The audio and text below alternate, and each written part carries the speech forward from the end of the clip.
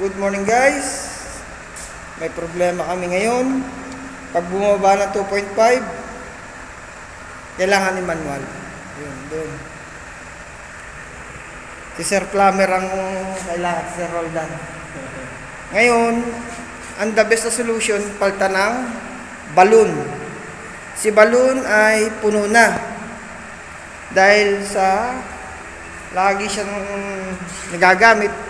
Ang normal na tunog ng balon ganito. Walang laman. Hangin ng laman yan. Tapos, ganito naman yung tunog ng balon na puno. Tinitrip niya yung breaker. Kaya ang solusyon ngayon, manual. Ayun.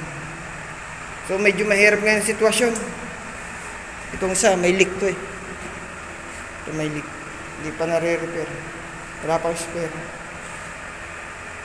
So ngayon, binabantayan. Wag 2.5. Mamanual niya na. Yung kwento mo talaga sa akin kahapon, sabi ko, nangyari na sa hotel yun eh. Sabi ko. Kaya nakuha ko na agad yung problema eh. Balloon ka.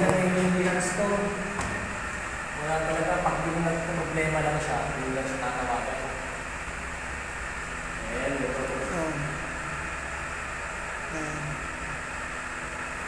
hintayin pa nilang lumanak.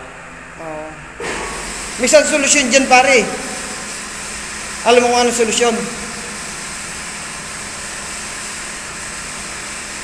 Yung balon nito ni irrigation, pagpapalitin. Kaso, hindi siya tatagal. Kasi lalabas na yung hangin niya eh. Kasi may hangin talaga nakapundo sa kanya eh.